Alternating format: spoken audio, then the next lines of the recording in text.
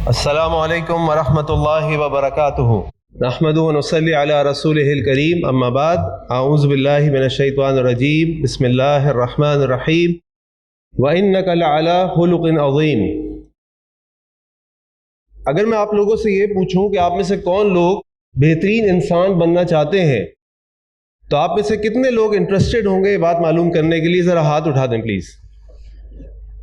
ماشاء اللہ۔ اب میں اگلا سوال آپ سے کرتا ہوں کہ کیا آپ کو معلوم ہے کہ ہماری شریعت میں اللہ کے نبی صلی اللہ علیہ وسلم نے کس شخص کو یہ کہا کہ تم میں سے بہترین وہ ہے؟ وہ کون سی ایسی صفت ہوگی اس شخص کے اندر جس کی بنیاد پر شریعت اس کو کہتی ہے کہ تم بہترین ہو؟ کوئی بتانا پسند کرے گا؟ جی جناب۔ جو اپنے گھر والوں کے لیے بہترین ہو، جس کا اخلاق اپنے گھر والوں کے ساتھ بہترین ہو۔ ادھر سے کوئی بتائے گا پلیز؟ جی زور سے بولنا پڑے گا آپ کو۔ جو ڈرنے والا ہو بیوی سے۔ اللہ اکبر، بالکل صحیح جواب دیا مردوں نے کہ جی جو اپنے گھر والوں کے ساتھ بہترین ہو۔ اللہ کے نبی صلی اللہ علیہ وسلم فرمایا خیرکم خیرکم لأہلی وانا خیرکم لأہلی۔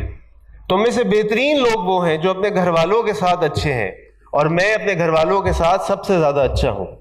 لیکن یاد رکھیں کہ جب آپ اپنے گھر والوں کے ساتھ معاملات کرتے ہیں تو اس میں شکوے شکایات، تھوڑا سا ڈس بیلنس، تھوڑا سا اوپر نیچے چلتا رہتا ہے۔ اور اس کو واضح کرنے کے لیے آپ کے سامنے میں ایک واقعہ رکھتا ہوں۔ یہ ایک واقعہ ہے، حقیقت نہیں ہے، کسی نے سنایا تھا اس میاں بیوی کے معاملے کو سمجھانے کے لیے۔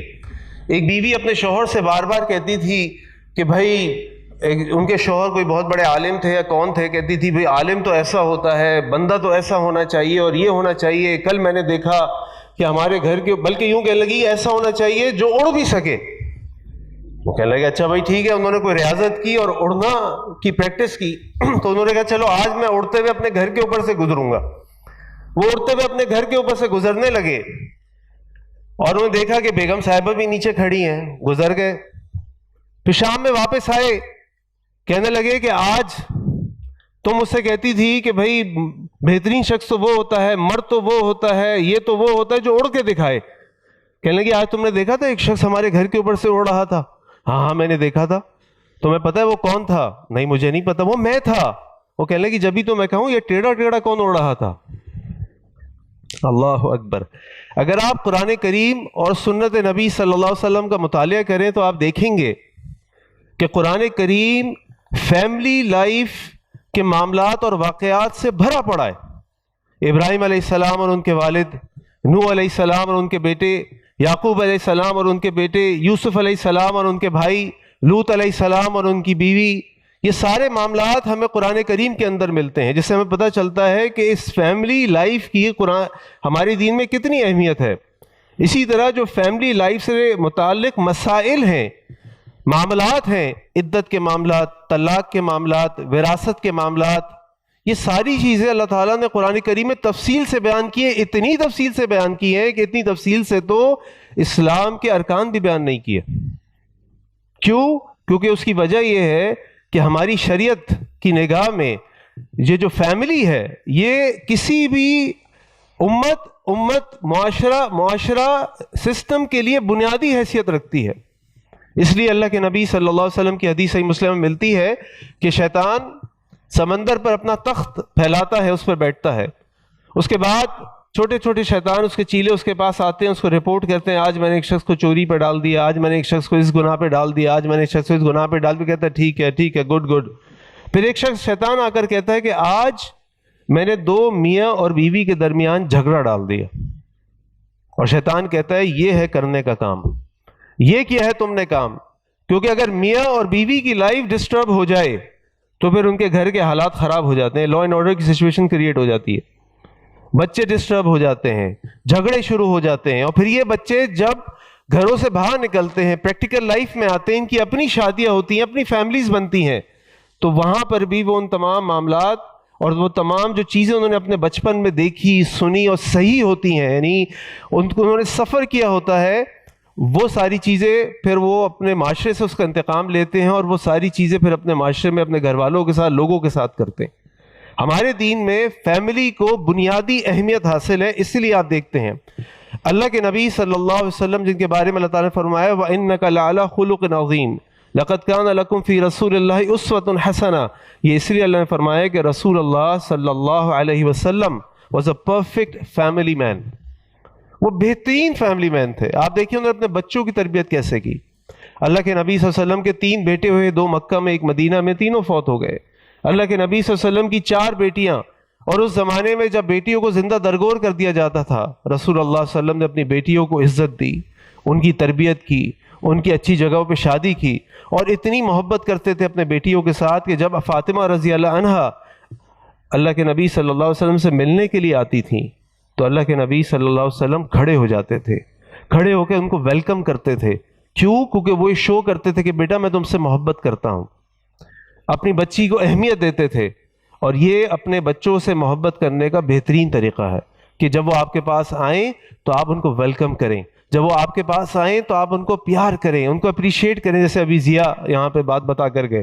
یہ بچوں کے ساتھ محبت ہے۔ ایک دفعہ میرے استاد کہنے لگے مجھ سے کہ میں نے اپنے بچوں کو ماں باپ کی عزت اور بڑوں کی عزت کیسے سکھائی۔ کہنے لگے جب ہم نماز پڑھنے میں اپنے بیٹوں کو لے کر جاتا تھا تو ہم مسجد میں داخل ہوتے وقت جوتے چپل اپنے اٹھا کے ریک میں رکھتے تھے، تو جب نماز پڑھنے کے بعد ذکر اذکار کرنے کے بعد ہم نکلتے تو میں کیا کرتا، میں کوشش کرتا کہ میں اپنے بچوں سے آگے بڑھوں اور جو انہوں نے چپل ریک میں رکھے ہوئے ہیں وہ چپل اٹھا کر میں ان کے لیے مسجد کے دروازے پہ رکھ دوں، بجائے یہ کہ میں یہ توقع کروں اور انتظار کروں کہ میرا بچہ میرے لیے چپل اور جوتے اٹھا کے دروازے پہ رکھے، میں ان کے لیے چپل اور جوتے اٹھا کے دروازے پہ رکھ دیتا۔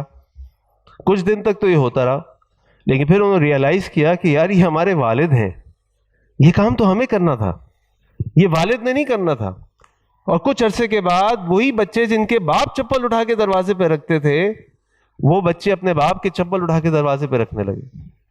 آپ محبت دیں گے تو محبت ملے گی، آپ عزت دیں گے تو عزت ملے گی۔ تو ان بچوں کی تربیت، اس پہ میں اور زیادہ بات نہیں کرنا چاہتا کیونکہ ضیا اس کے اوپر الحمدللہ تفصیلی گفتگو کر چکے ہیں، آپ نے اس کو سنا اور سمجھا۔ ہمیں ان کو کوالٹی ٹائم دینا پڑے گا، ان کے ساتھ انٹریکٹ کرنا پڑے گا، ان کو ان کی باتوں کو سننا پڑے گا، ان کے ساتھ کھیلنا پڑے گا، ان کو ٹائم دینا پڑے گا۔ اور جب ہم یہ سب چیزیں ان کے ساتھ کریں گے، جیسے ماشاءاللہ میرے چھوٹے بچے ہیں، کبھی کبھار ویسے ضیا بتا رہے تھے کہ وہ اسٹڈی کر رہے ہوتے ہیں، لیکچر تیار کر رہے ہوتے ہیں، تھکے ہوئے ہوتے ہیں، پھر بھی بچے آتے ہیں تو وہ اپریشیٹ کرتے ہیں، اور میں بھی سوچ رہا تھا کہ مجھے بھی یہ لرن کرنا چاہیے۔ لیکن کبھی کبھار میں بچوں کو تھوڑا سا کہتا ہوں یار میں بھی تھک کے آیا ہوں، میں بھی آفس سے آیا ہوں، بیٹا میں تھکا ہوں، مجھے 5 منٹ کے لیے چھوڑ دو، میں تھوڑا کمر سیدھی کر لوں، میں صبح سے بھاگ دوڑ کر رہا ہوں، مجھے بیٹھنے تو دو، ایک بچہ ادھر سے، ایک بچہ ادھر سے اور ایک بچہ ادھر سے۔ لیکن میں یہ سوچ رہا تھا کہ واقعی ان بچوں کے لیے تو باپ ہی سب کچھ تھا نا، کہ باپ آئے گا تو اس کو یہ بات سنائیں گے، باپ آئے گا تو اس کو یہ بات سنائیں گے، تو اس میں ان کا تو کوئی قصور نہیں ہے۔ تو بچوں کو یہ کوالٹی ٹائم آپ دیں گے تو میں آپ کے بعد اس لیے بتا رہا تھا کہ میری اہلیہ مجھ سے کہتی ہیں کہ آپ ان بچوں سے کبھی کبھار گھبرا جاتے ہیں کہ بچے شور مچا رہے ہیں، بچے تنگ کر رہے ہیں، بچے بات نہیں کرنے دے رہے، بچے سونے نہیں دے رہے، بچے لکھنے نہیں دے رہے۔ جب یہ بڑے ہو جائیں گے نا تو پھر ہم تکیں گے کہ یہ بچے کب آئیں گے، ہم انتظار کریں گے کہ بیٹا آئے گا تو ہمارے ساتھ بیٹھے گا، بیٹی آئے گی تو ہم سے بات کرے گی، ہمارے ساتھ پتہ نہیں کسی دن کھانا کھائے گا نہیں کھائے گا، آج میں دوستوں کے ساتھ جا رہا ہوں، آج میں بیگم کے ساتھ جا رہا ہوں، آج میں سسرال کے ساتھ جا رہا ہوں، اور ہم دروازے دیکھتے رہیں گے کہ بچہ آئے گا، ہمارے ساتھ بیٹھے گا، ہم سے بات کرے گا۔ تو کہتے ہیں کہ بھئی ابھی انجوائے کر لیں ان بچوں کے ساتھ، پتہ نہیں کل کیا ہوگا۔ آج یہ خود آپ کے پاس آ رہے ہیں نا تو انہیں گلے لگا لیں، نہ یہ کہ ان سے کہیں کہ بھئی میں ابھی تھکا ہوں۔ تو آج ہم بچوں کی تربیت کریں گے، بچوں کو ٹائم دیں گے تو کل یہ بچے ہم سے محبت کریں گے، کل یہ ہم کو ٹائم دیں گے، کل یہ ہمارے بڑھاپے میں ہمارے کام آئیں گے۔ تو لہٰذا ان بچوں کی تربیت ایک فیملی مین کے لیے بہت ضروری ہے۔ اب سوال یہ پیدا ہوتا ہے کہ ان بچوں کی تربیت کیسے کریں؟ باپ کا اپنا ایک رول ہے، ماں کا اپنا ایک رول ہے۔ ایسا نہیں ہو سکتا کہ خالی باپ ہی سارے کام کر لے یا ماں ہی سارے کام کر لے۔ کئی دفعہ مجھے کمپلین آتی ہے وائفس کی طرف سے کہ جی شوہر صاحب ہمارے کہتے ہیں بھئی یہ میرا کام نہیں ہے، بچوں کا اسکول، بچوں کا ہوم ورک، بچوں کو قرآن میں لے کے قرآن کی کلاس میں لے کر جانا، بچوں کے مسائل، ڈاکٹر بھئی یہ تم کر لو، یہ میرا کام نہیں ہے، میرا کام بس یہ ہے کہ میں کما کر لاؤں اور جو تمہاری ضرورت ہو پوری کر دوں۔ ہم سوری اس ڈریم ورلڈ سے باہر نکل آئیں۔ جب اللہ کے نبی صلی اللہ علیہ وسلم جیسے شخص جن کو پوری دنیا کو لیڈ کرنا تھا، جن کو ساری امت کے لیے سوچنا تھا، ساری امت کی اسٹریٹجیز کو ڈیولپ کرنا تھا، وہ کمانڈر ان چیف بھی تھے، وہ صدر بھی تھے، وزیر اعظم بھی تھے، سب کچھ تھے وہ، اور یہاں تک کہ ایک چھوٹا بچہ بھی آ کے ان سے بات کرتا تھا، اس کے لیے بھی ٹائم ہوتا تھا. ایک مجنون لڑکی آ کے اللہ کے نبی کو گلی کونے پہ لے جاتی تھی کہ میں نے آپ سے بات کرنی ہے، اس کے ساتھ بھی چلے جاتے تھے. ایک نوجوان آ کے اپنی دل کا حال بتاتا تھا کہ میں نے یہ چھوڑ دیا لیکن میں یہ گناہ نہیں چھوڑ سکتا، تو اللہ کے نبی صلی اللہ علیہ وسلم اس سے بھی بات کرتے تھے. اور پھر اپنے بچوں کے گھر پہ بھی جانا، اپنی بچیوں کو ویلکم کرنا، ان کی چیزوں کو دیکھنا. اور ان کی تو ایک بیوی نہیں تھی، ان کی تو ماشاءاللہ 11 بیویاں تھیں. سب کو ٹائم دینا، سب کی باتیں سننا، یہ سارے. تو یہ صرف ماں کا کام نہیں ہے، یہ آپ حضرات کا بھی کام ہے. یہ آپ حضرات کا بھی کام ہے. اگر آپ اپنے اچھے بچے چاہتے ہیں، بچوں کی اچھی تربیت چاہتے ہیں، بچوں کو اپنے لیے صدقہ جاریہ بنانا چاہتے ہیں، تو یہ پوری ایک فیملی پالیسی بنے گی جس میں ماں اور باپ دونوں ساتھ شامل ہوں گے. دونوں کو اپنا رول پلے کرنا ہوگا. جو اللہ تعالیٰ نے قرآن کریم میں آیت نازل فرمائی الرجال قوامون علی النساء، اس آیت کو مرد حضرات بالکل غلط استعمال کرتے ہیں. وہ سمجھتے ہیں کہ بس اب ہمارے پاس کمپلیٹ اتھارٹی ہے، جو چاہے ہم کہیں وہ ہوگا، جو چاہے ہم کریں وہ کرنا پڑے گا، اور کسی کے پاس کوئی آپشن نہیں ہے. I'm sorry، ایسا کچھ نہیں ہے، ایسا کچھ نہیں ہے. سید القوم خادموہ، جو قوم کا سردار ہوتا ہے نا، وہ اس کا خادم ہوتا ہے. آپ اس اینگل سے دیکھ رہے ہیں کہ اللہ نے آپ کو کہا کہ آپ قوام ہیں، اللہ آپ سے یہ بھی کہہ رہے ہیں کہ تم سے اب ان کا سوال بھی ہوگا. آپ خالی قوام نہیں ہیں، آپ مسئول بھی ہیں، آپ سے سوال کیا جائے گا. بیوی نے یہ کام کیسے کیا تمہارے شوہر ہوتے ہوئے؟ تم تو گھر کے بڑے تھے. تمہارے بچوں نے یہ کام کیسے کیا؟ اس کی تربیت کیوں نہیں کی؟ تم ان کے باپ تھے، ان کو کھانا کھلاتے تھے، ان کے لیے ساری چیزیں ارینج کرتے تھے، تمہارا کام تھا. یہ ہم سے سوال ہوگا. ہم ایسے نہیں چھوٹ جائیں گے، اللہ آپ نے تو قوام بنایا تھا، نہیں مان رہے تھے، میں کیا کروں؟ ایسا نہیں ہے. کیا میں نے ڈیو ڈیلیجنس کی؟ کیا میں نے وہ محنت کی؟ کیا وہ میں نے تربیت کی؟ کیا میں نے وہ ٹائم دیا؟ یہ میری ذمہ داری ہے. آئیے دیکھیے اللہ کے نبی صلی اللہ علیہ وسلم بیویوں کے ساتھ کیا کرتے تھے. اماں عائشہ رضی اللہ عنہ فرماتی ہیں کہ اللہ کے نبی صلی اللہ علیہ وسلم جب گھر آتے تھے اور میرے ساتھ کھانا کھاتے تھے تو اللہ کے نبی صلی اللہ علیہ وسلم جس برتن سے میں پانی پیتی تھی اسی برتن سے آپ بھی پانی پیتے تھے، لیکن آپ صرف اس برتن سے پانی نہیں پیتے تھے. اماں فرماتی ہیں کہ رسول اللہ صلی اللہ علیہ وسلم برتن کے اسی حصے پر اپنا منہ مبارک لگاتے تھے جس حصے پہ میرا منہ لگا ہوتا تھا. گلاس کے ایک حصے سے آپ نے پی لیا، اسی اگر میں گلاس نہیں چلی دوسرے پیالے کے حصے سے میں نے پی لیا، ایسا نہیں. اللہ کے نبی صلی اللہ علیہ وسلم اسی حصے پر منہ لگاتے تھے جس حصے پر اماں عائشہ نے منہ لگایا ہوتا تھا. اماں عائشہ فرماتی ہے میں کوئی گوشت کا ٹکڑا کھاتی تھی، گوشت تو جس جگہ سے میں نے کھایا ہوتا تھا اللہ کے نبی صلی اللہ علیہ وسلم اسی جگہ اپنے دندان مبارک رکھتے تھے. کیوں رکھتے تھے؟ کیونکہ اللہ کے نبی صلی اللہ علیہ وسلم خواتین کی سائیکی کو جانتے تھے. یہ میں آپ سب کو بتا رہا ہوں. آپ کی جو اہلیہ ہیں، بیویاں ہیں، اب پتہ نہیں یہاں پہ کس کی بیوی ہے اور بیوی ہے، وہ چاہتی ہیں ایکسپریشن آف لو، اظہار محبت. یہ آپ سے صرف یہ چاہتی ہیں. بار بار ان کو کہیں مجھے تم سے محبت ہے، بار بار ان کو احساس دلائیں مجھے تم سے محبت ہے. چاہے تم کیسی بھی ہو، میرے بچوں کی ماں ہو، میری میں کیا استعمال کروں رومانٹک الفاظ، تو جو بھی آپ کہنا چاہتے ہیں ہم کہیں ان کو، لیکن ان کو پتہ چل جائے کہ آپ ان سے محبت کرتے ہیں. یہ صرف یہ چاہتی ہیں، وہ اکنالجمنٹ چاہتی ہیں. بار بار ان کو پتہ نہیں، بار بار گھبراہٹ ہو جاتی ہے، پتہ نہیں ہے کہیں اور نہ نکلنے کے چکر میں ہوں، لیکن آپ کو بار بار ان کو بتانا پڑے گا مجھے تم سے محبت. دیکھیے اللہ کے نبی کیسے بتاتے ہیں صلی اللہ علیہ وسلم. اللہ کے نبی صلی اللہ علیہ وسلم نے اماں عائشہ رضی اللہ عنہ کا نک نیم رکھا ہوا تھا، پیار بھرا نام. کوئی بتا سکتا ہے کیا نام تھا وہ؟ عائش. سبحان اللہ. جنہوں نے زور سے بولا اور جنہوں نے نہیں بولا، کیا آپ نے اپنی بیویوں کا کوئی نام رکھا ہوا ہے؟ نہیں رکھا تو پلیز رکھ لیں. یہ آپ کا اسائنمنٹ نمبر 1 ہے آج کا. آپ نے اگر نہیں رکھا تو رکھ لے، اور شام میں جا کے آپ نے اس نام سے پکارنا ہے. جانو، جانی، ہنی، بٹر، ایپل، جو چاہے رکھیں آپ، لیکن پیار بھرا نام ہونا چاہیے. یہ سنت ہے. کیوں رکھتے تھے اللہ کے نبی صلی اللہ علیہ وسلم؟ اس لیے کہ وہ اماں عائشہ کو بتانا چاہتے تھے کہ عائشہ مجھے تم سے محبت ہے. اور اللہ کے نبی صلی اللہ علیہ وسلم کی محبت ایک بیوی کے لیے نہیں تھی، یہ سب کے لیے تھی. اسی لیے آج علماء میں یہ بحث ہے کہ اللہ کے نبی صلی اللہ علیہ وسلم اماں خدیجہ سے زیادہ محبت کرتے تھے یا اماں عائشہ سے. سوال ہے کسی کا زور، کوئی کہتا ہے یہ وجہ سے اماں خدیجہ سے، کوئی کہتا ہے اس وجہ سے اماں عائشہ رضی اللہ عنہما سے، یہ ڈکلیئر نہیں ہے۔ اور آپ دیکھیے اللہ کے نبی صلی اللہ علیہ وسلم کے پاس ایک صحابی آتے عمر بن عاص رضی اللہ عنہ۔ اچھا، عمر بن عاص رضی اللہ عنہ کوئی عام صحابی نہیں ہے، عمر بن عاص رضی اللہ عنہ فوجی صحابی ہیں، فوجی جرنیل صحابی ہیں، فوجی جنگوں کے ماہر۔ 7 ہجری میں اسلام قبول کیا۔ اللہ کے نبی صلی اللہ علیہ وسلم نے اسلام قبول کرتے ہی ان کو ایک جنگ میں امیر بنا کے بھیجا، اور ان کے نیچے ابوبکر صدیق اور عمر خطاب رضی اللہ عنہما کو بھی ڈال دیا۔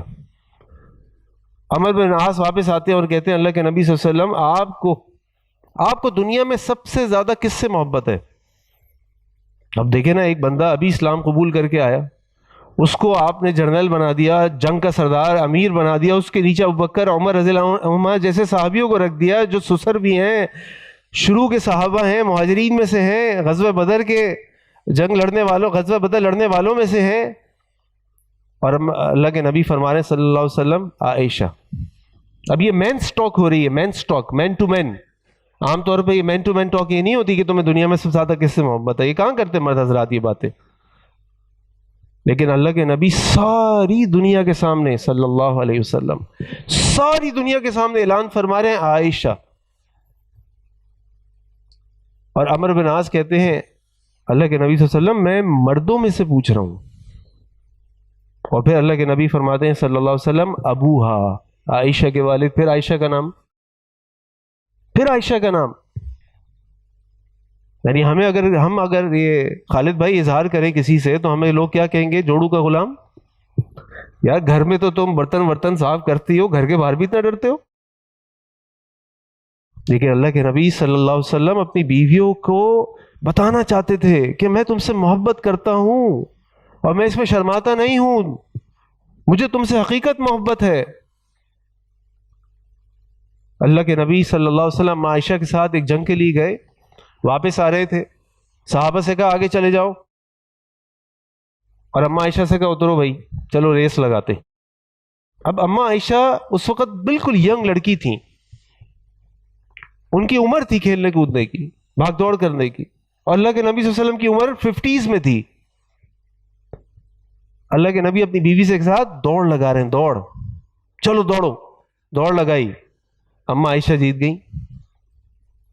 اللہ کے نبی صلی اللہ علیہ وسلم کچھ عرصے کے بعد دوبارہ جنگ کے لیے گئے، واپس آئے، پھر صحابہ سے کہا چلو بھائی آگے بڑھو، اماں عائشہ سے کہا اترو، پھر ریس لگاتے، اور اماں عائشہ فرماتی ہیں کہ ہم نے ریس لگائی اور اللہ کے نبی صلی اللہ علیہ وسلم جیت گئے۔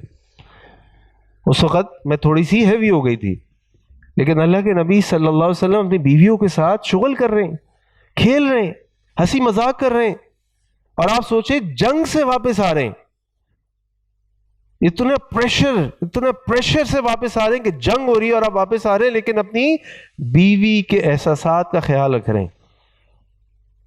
یہ اللہ کے نبی صلی اللہ علیہ وسلم اپنی بیویوں کے ساتھ محبت کرتے تھے۔ اچھا، خالی یہ نہیں ہے کہ ان کی بیویاں جو تھیں وہ بہت ہی، یعنی وہ بھی ایک انسان تھیں، ان کے اندر بھی جذبات تھے، خیالات تھے۔ تو ایک روایت میں آتا ہے کہ اللہ کے نبی صلی اللہ علیہ وسلم کی ایک جو بیوی تھی زینب رضی اللہ عنہا، وہ مالدار خاتون تھی۔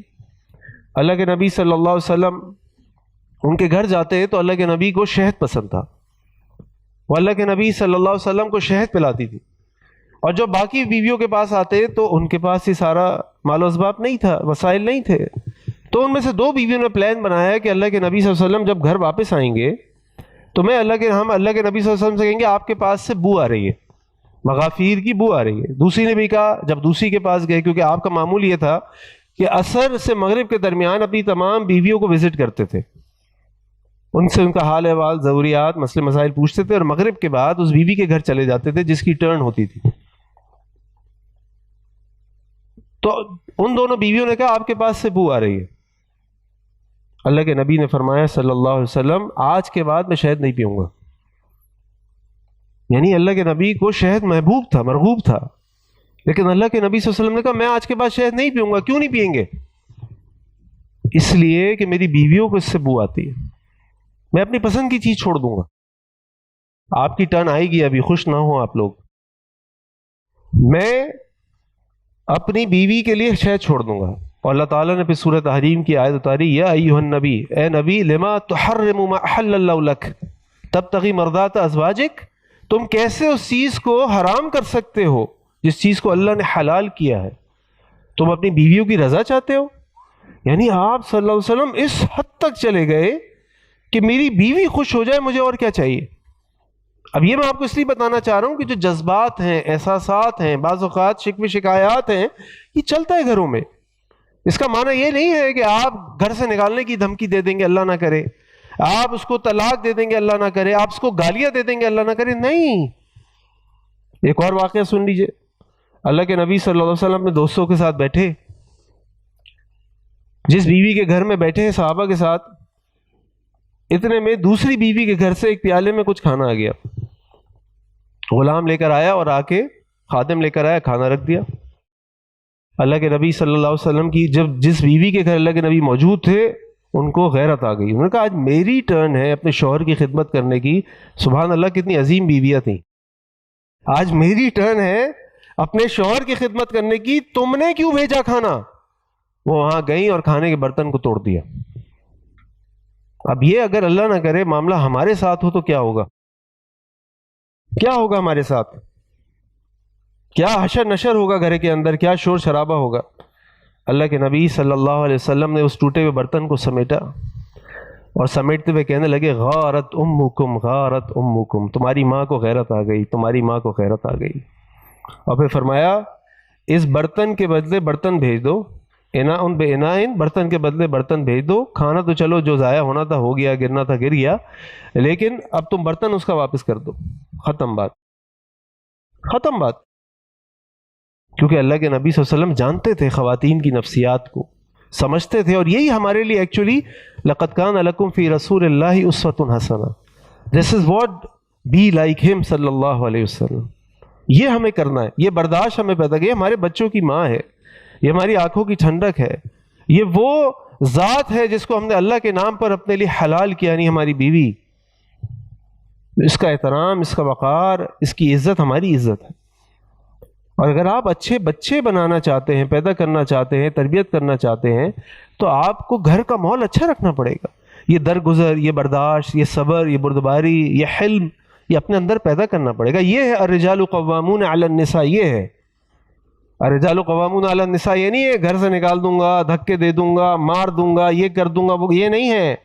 یہ سوچیے اللہ کے نبی صلی اللہ علیہ وسلم کے گھر کے اندر ہو رہا ہے، تو اگر ہمارے گھر میں تھوڑا سا کچھ چٹپٹ ہو جائے تو کوئی مسئلہ نہیں ہے، take it easy, this is part of the game. ویسے اس موضوع کے اوپر میں ایک کورس کرا رہا ہوں انشاءاللہ اگلے ہفتے اسلام آباد میں، جس کا نام ہے اٹس آل اباؤٹ لو، جس میں شوہر بیوی کی ذمہ داریاں، لو لینگویجز، یہ ساری چیزیں کس طرح ایموشنلی آپ نے ان کو ہینڈل کرنا ہے، انہوں نے آپ کو ہینڈل کرنا ہے، کس طرح آپ نے ایک اچھی بیوی اور شوہر کا سلیکشن کرنا ہے، یہ ساری چیزیں اس کورس کا پارٹ ہیں۔ تو اگر آپ میں سے کچھ لوگوں کو تشریف لانا چاہیں تو ضرور ہے انشاءاللہ۔ اب ہم آتے ہیں بیویوں کی طرف۔ یہ ساری ذمہ داری مردوں کی نہیں ہے، بیویوں کی ذمہ داری یہ ہے کہ ہمارا گول بھی ہونا چاہیے، یعنی بیویوں کا گول یہ ہونا چاہیے، ہمارا تو نہیں، آپ لوگوں کا گول یہ ہونا چاہیے کہ آپ کے شوہر آپ سے راضی ہوں۔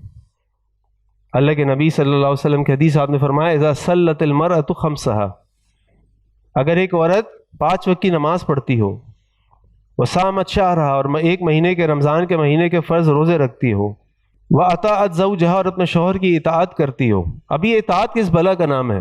اطاعت اس چیز کا نام نہیں ہے کہ بیگم صاحبہ نے یہ کہا کہ بھائی آج یہاں جانا ہے اور میاں صاحب نے کہا یہاں جانا ہے، یہ بھائی آپ کی طرف سے اطاعت ہو گئی، یہ اطاعت نہیں ہے۔ اطاعت اس چیز کا نام ہے کہ شوہر آپ سے کہہ رہے ہیں کہ یہ کرنا ہے، آپ کہہ رہی ہے نہیں یہ کرنا ہے، اور آپ نے شوہر کی بات پہ کہا ٹھیک ہے جی جو آپ کہہ رہے ہیں وہ کرنا ہے، یہ اطاعت ہے۔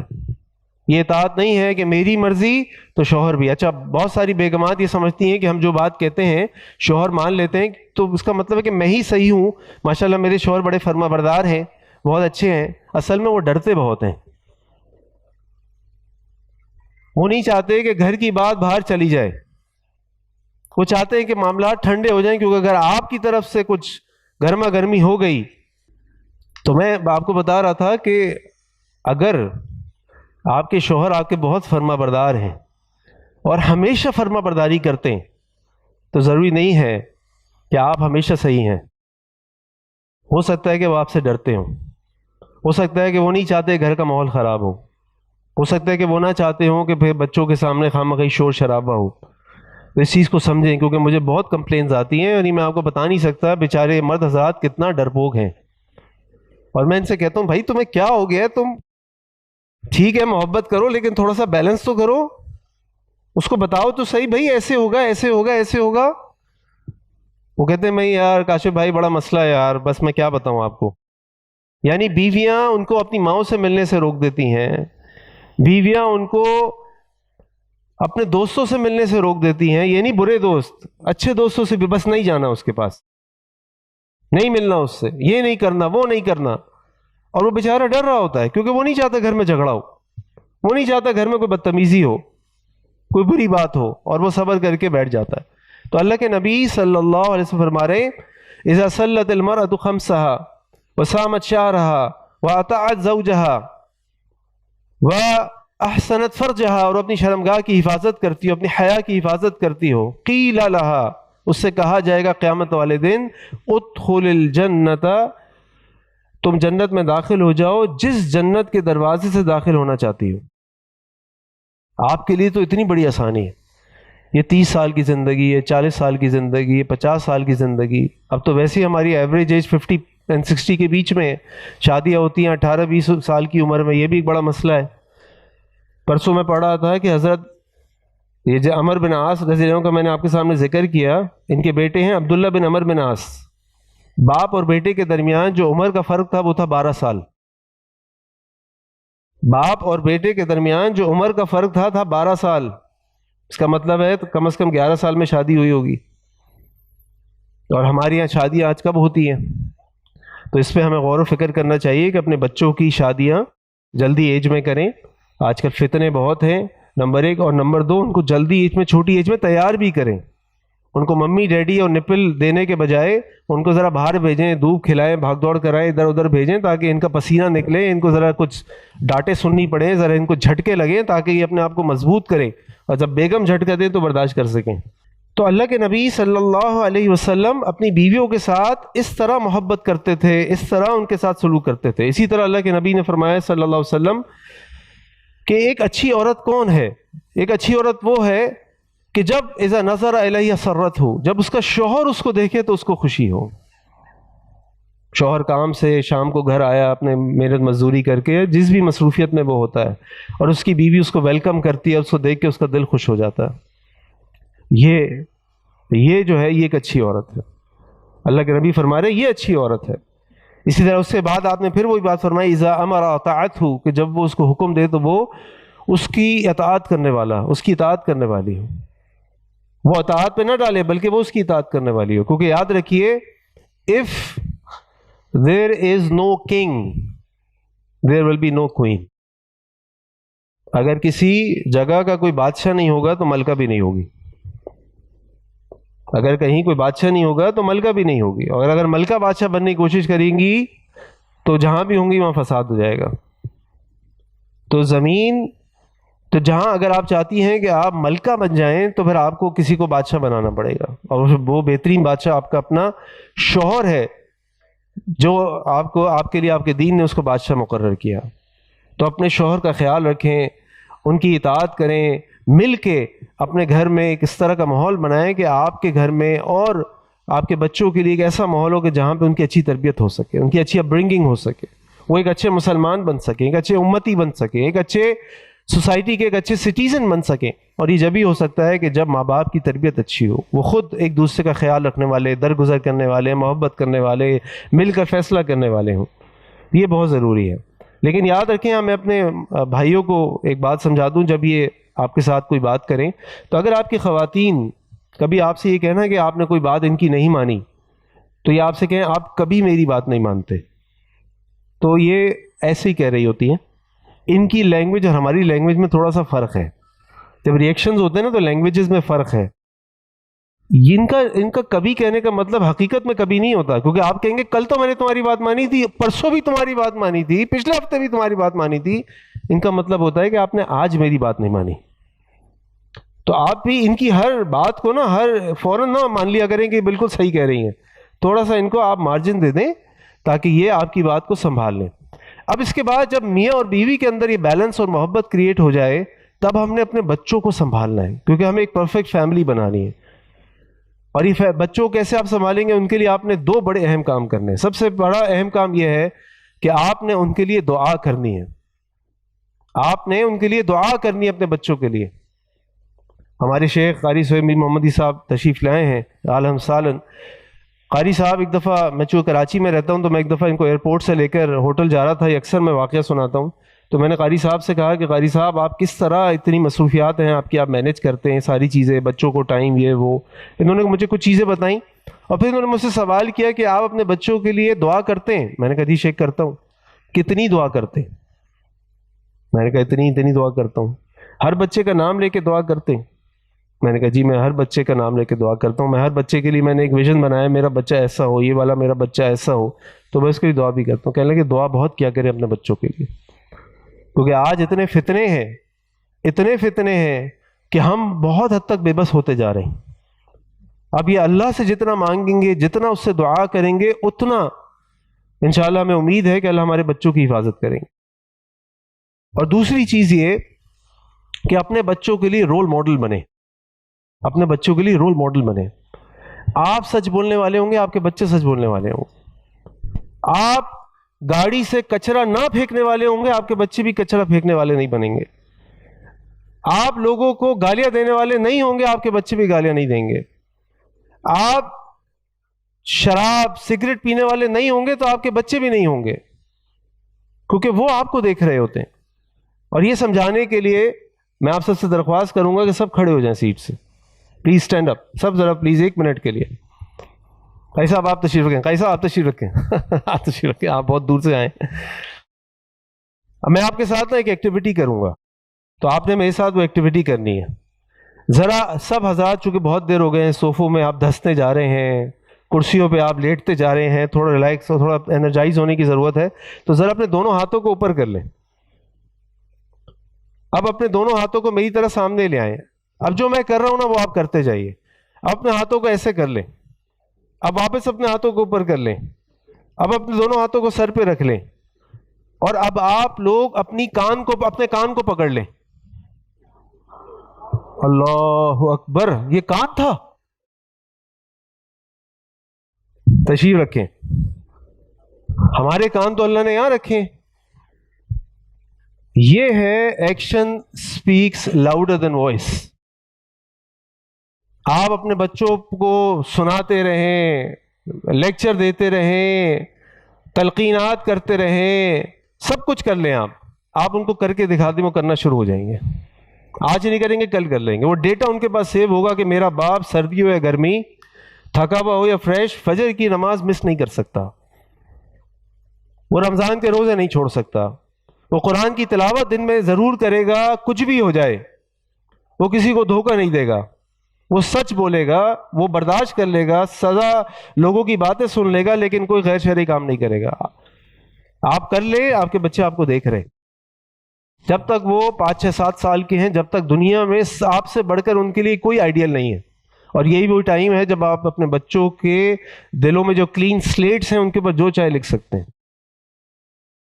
تو اگر آپ ایک پرفیکٹ فیملی چاہتے ہیں تو ہمیں اپنے بچوں کو اس سے بھی محبت کرنی ہوگی، ان کی تربیت کرنی ہوگی، شوہر کو بیوی کا خیال کرنا ہوگا، بیوی کو شوہر کا خیال کرنا پڑے گا، اور اس طریقے سے ہم اپنے ایک اچھی فیملی ڈیولپ کر سکتے ہیں جو انشاءاللہ ہمارے لیے صدقہ جاریہ بھی بنے گی، اور اس امت کے لیے وہ افراد تیار کرے گی جو اس امت کو آگے لے کر چلیں گے اور اس میں خیر کے کام کریں گے۔ اللہ سے دعا ہے کہ اللہ تعالیٰ ہم سب کو نیک صالح اولاد عطا فرمائے، اللہ تعالیٰ ہم سب کو اچھے گھر والے عطا فرمائے، اللہ تعالیٰ ہم سب کو قرآن سنت پر عمل کی توفیق عطا فرمائے۔ السلام علیکم ورحمۃ اللہ وبرکاتہ۔